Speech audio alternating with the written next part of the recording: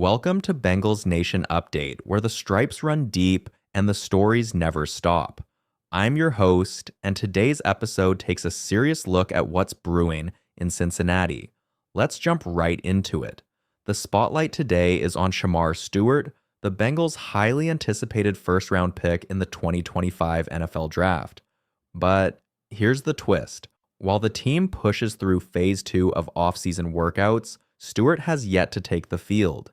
He's suited up, he's present, but he's not practicing. Instead, he's on the sidelines, holding out, not for attention, but for contract clarity. According to a recent report by Kelsey Conway from Cincinnati.com, Stewart is seeking contract terms that match the last two Bengals first-round picks, both drafted after pick 17. Interestingly, Gray Zabel, who went at 18 right behind Stewart, signed with the Seahawks just last week. Now, before we go further, if you're passionate about the Bengals and don't want to miss a beat, make sure to subscribe to the channel, hit that like button, and ring the bell icon so you stay locked in with every update. Let's move on to the latest. Back to Stewart. Is it time to panic? Absolutely not. But is it frustrating? For sure. As of May 20th, a significant number of first-round picks still haven't inked their rookie deals.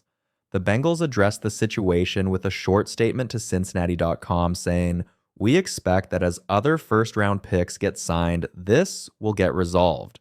Translation, there's no internal alarm, just patience and confidence that the deal will get done. But let's be clear, for a team that's building momentum and eyeing a deep postseason run, having their top pick locked in and learning on the field matters. Stick around, because the next segment will break down changes to the Bengals scouting department and more moves that could shape the future of this team. Let's cut through the noise. Yes, the Bengals will probably get Shamar Stewart's contract signed, but that's not the real issue, is it? The real concern is the disruption this delay creates. And for a team like the Bengals trying to avoid another season of slow starts, this isn't just paperwork. It's a problem. The Bengals have preached urgency all offseason long. Ever since the rocky start to last season, the one phrase that's echoed everywhere is, "We have to start fast." But how do you start fast when your first-round pick, someone you're banking on to make an immediate impact, is standing on the sideline watching instead of working? Let's be honest, drafting Stewart was a risk to begin with. His college production didn't jump off the stat sheet, but Cincinnati saw something they believed they could develop. Now, that development is stalled, not due to injury, but contract language. Yes, technically this is normal. Rookies have holdups, but normal doesn't mean it's not costly. Look at last year. Amarius Mims had contract issues too, but he was still out there grinding through practices while the paperwork got sorted. That made it a non-issue for the locker room and coaching staff. This is different. Stewart isn't practicing. He's observing. And every day that passes without him in pads is a day the Bengals fall behind in preparing a critical piece of their defense. If Cincinnati wants to avoid another season of playing catch-up, they need the situation locked down, fast. Let's be clear.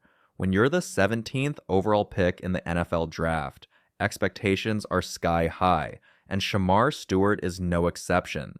But right now, those expectations are clashing with reality. Here's the truth. Stewart isn't practicing, and while this might technically be his choice, anyone who follows the league knows the real decisions in these situations often come from agents and advisors behind the scenes. They're playing contract chess. The Bengals? They just want their guy on the field. This has gone from routine to ridiculous. Yes, veterans sometimes sit out to gain leverage. Guys like Trey Hendrickson, established stars, might choose that path. It's not ideal, but at least they've earned their stripes. Stewart hasn't played a single snap in the NFL, and yet, here we are, stalled over contract language, while crucial development time ticks away. It's frustrating, not just for coaches, but for every Bengals fan watching this unfold. Stewart was drafted to make an immediate impact. This isn't a luxury pick. He's a player the team needs on the field, in pads, absorbing every rep, every play, every bit of coaching. The longer this holdout drags on, the more ground he loses. These offseason reps, they matter. They're the difference between a rookie who's ready in week one and one who's still figuring it out by mid-season. Look, Stewart has the talent. That's why Cincinnati took the chance. But talent alone won't cut it. This team has no time for distractions, delays, or growing pains that could have been avoided in May. While all eyes are on the field, the Cincinnati Bengals are making quiet but crucial moves behind the scenes. And if you're paying attention, these front office shifts could have a big impact on the team's long-term success. Let's start with the departure of Christian Sarkisian, a respected figure in the Bengals personnel department. After playing a pivotal role in scouting operations, Sarkisian has taken a major step forward, accepting the general manager role at Northwestern. It's a big move for him, and it leaves a noticeable gap in Cincinnati's front office. But the Bengals didn't waste time. They're already moving forward, bringing in 2 new scouts to reinforce their scouting department. According to reports, Josh Hint is one of those hires. He most recently covered the Southeast region for the Patriots and brings experience from previous roles with the Buccaneers and even the XFL. The other new face is Tyler Ramsey, a former scout with both the Panthers and Seahawks. These aren't just filler hires. They're calculated additions with NFL experience. In a franchise often known for doing more with less, adding seasoned eyes to the evaluation process signals a shift toward deeper scouting and more data-driven decision-making. And this isn't an isolated trend. Earlier this month, the Bengals also brought in Trey LeBounty as a scouting research analyst. That might sound like a small move, but for a team whose scouting department has long been criticized as too lean, it's a sign of growth. This isn't just about hiring people. It's about investing in the foundation that builds your future roster. With a growing reputation as a contender, the Bengals are beginning to mirror that status off the field too, by modernizing their talent evaluation process. In a league where front offices win championships just as much as quarterbacks do, Cincinnati's latest hires could be the hidden edge they need in seasons to come. While the Bengals continue to reshape their front office, the effects of past decisions, like those made by former personnel execs such as Christian Sarkisian, will only be felt in time. His fingerprints are all over the 2025 draft class, but it'll take years before we can truly measure the impact of that work or of the new hires stepping into his shoes. What is certain right now is this: Cincinnati is staying aggressive, not just in the front office, but potentially on the roster too. Take the recent visit from veteran defensive lineman Montravius Adams. It looked like a natural fit.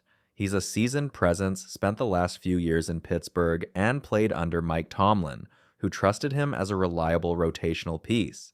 Add in Adams' earlier connection to Bengals defensive line coach Jerry Montgomery from their time together in Green Bay, and on paper, it felt like a done deal. But he left Cincinnati without a contract. That's surprising. The Bengals could certainly use an experienced lineman in the mix. Beyond starters BJ Hill and TJ Slayton, there's a lot of untested youth in the trenches. Depth matters, especially in the AFC, where every snap in the trenches can swing a game. So what happened? It's unclear whether contract terms, role expectations, or roster fit derailed the move. But it wasn't likely about Adams wanting a starting job. That ship has sailed. What's more likely is that either side didn't see the value aligning just yet. Still, don't count the Bengals out on continuing to explore veterans to fortify this roster before training camp. The door isn't shut, and if anything, this signals that Cincinnati is actively evaluating every option to keep the defense competitive and stable. As May winds down, keep an eye on the defensive line, because it wouldn't be a surprise to see the Bengals add someone else before the pads come on. Despite Montravius Adams leaving Cincinnati without a deal, the Bengals' need for additional depth along the defensive interior hasn't disappeared. If anything, it's becoming more pressing. So, who's still out there? A name worth watching: Raekwon Davis. While there's been no official word linking Davis to the Bengals, the fit makes a lot of sense. He's big, physical, and experienced. The kind of rotational tackle who can shore up your run defense without needing to dominate the stat sheet. Last year, Davis suited up for the Indianapolis Colts, serving mostly in a depth role behind stars like DeForest Buckner. The production wasn't eye-popping, just 15 tackles, no sacks, but he stayed healthy and filled gaps when needed. For a team like Cincinnati, looking for reliability behind BJ Hill and TJ Slayton, that's not insignificant. Davis was originally a second-round pick by the Dolphins after a standout career at Alabama, where he was a national champion and a first-team All-SEC selection. His college resume speaks to his potential, even if his NFL journey hasn't turned into stardom. Why did Indy move on? Likely a contract mismatch.